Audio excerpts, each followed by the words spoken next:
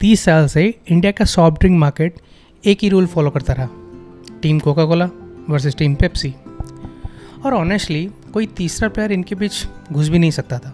लेकिन फिर मुकेश अंबानी ने एक ऐसा मूव किया जिसके बाद इंडिया का पूरा बेवरेज मार्केट हिल गया।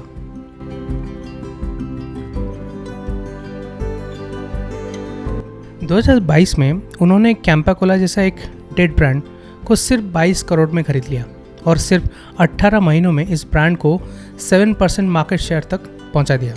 ये सिर्फ एक ड्रिंक नहीं, ये एक बिजनेस मास्टर स्ट्रोक है। आज हम ब्रेकडाउन करेंगे कैंपा कोला का जियो स्टाइल टेक ओवर स्ट्रैटेजी। कहानी शुरू होती है 1977 में। इंडिया में मोरारजी देसाई की गवर्नमेंट आते ही उन्होंने फॉरेन कंपनीज के लिए रूल्स को स्ट्रिक्ट कर दिया। कोका कोला जो उस वक्त इंडिया में ऑपरेट कर रही थी, उसको अपना सीक्रेट फार्मूला शेयर करने को कहा गया। कोक ने मना कर दिया और उन्हें इंडिया छोड़ना पड़ा। It was a massive shock.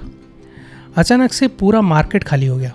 इस गोल्डन अपॉर्चुनिटी को देखा प्योर ड्रिंक्स ग्रुप ने, वही प्योर ड्रिंक्स ग्रुप जो कोक को इंडिया में बॉटल डिस्ट्रीब्यूट करती थी।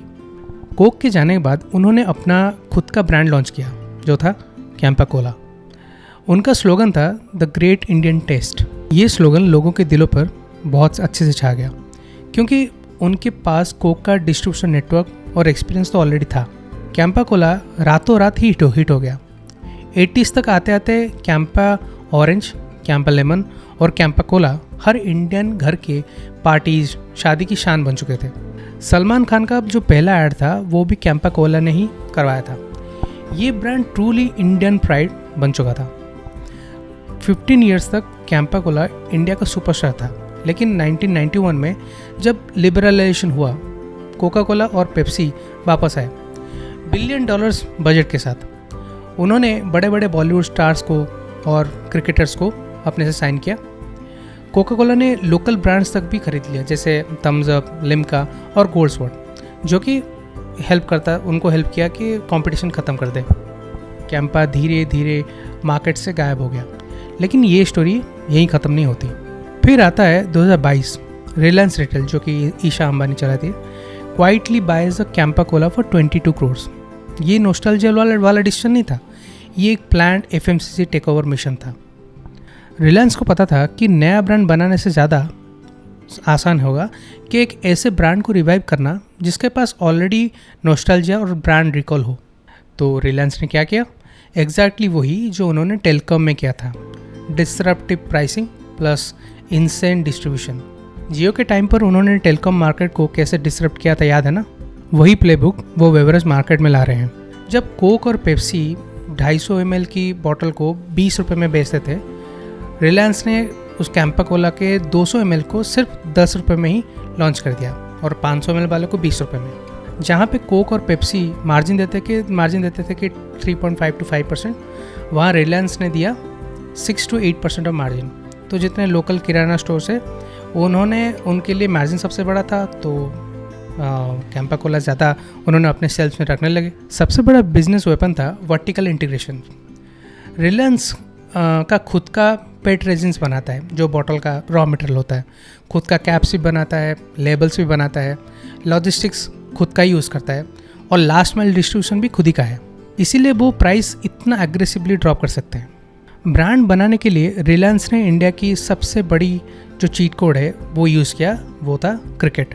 BCCI सेंट्रल स्पॉन्सर 2024 से 26 तक, IPL 2025 को presenting sponsor worth 200 crore, team partnership with Lucknow super giants, Sunrisers Hyderabad and Kings 11 Punjab. And फिर आया कैंपा क्रिकेट, एक cricket themed lime drink specially India के लिए। ब्रांड विजिबिलिटी का रॉकेट लॉन्च एकदम स्ट्रेट हुआ। अब बात करते हैं इंडिया के रियल ओपिनियंस की, क्योंकि ब्रांड जो भी बोले फाइनल वर्डिक्ट कौन देगा? हमारा टेस्ट बर्ड। सबसे पहली चीज़ जो लोगों को हाईलाइट करती है वो है प्राइस। इतना अफोर्डेबल है कि लिटरली मिडिल क्लास फैमिली के लिए best value for money drink बन गया। दूसरी चीज़ ये है कि नॉस्टैल्जिया। 80s और 90s वाले लोग बोलते हैं कि कैंपा उनके बचपन की याद को वापस ले आता है। और तीसरी चीज़ है कि लेमन और ऑरेंज वेरिएंट्स बहुत सारे कंज्यूमर्स बोलते हैं कि ये काफ़ी रिफ्रेशिंग लगता है।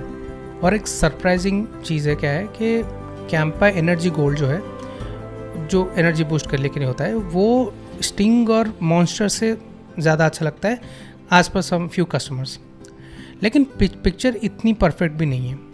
कई लोग डायरेक्टली बोलते हैं कि फीस कम है, मतलब जो शार्प कार्बोनेशन कोक या थम्स अप में होता है वो लोगों को उतना मिलता नहीं है, वो मिसिंग लगता है उसमें।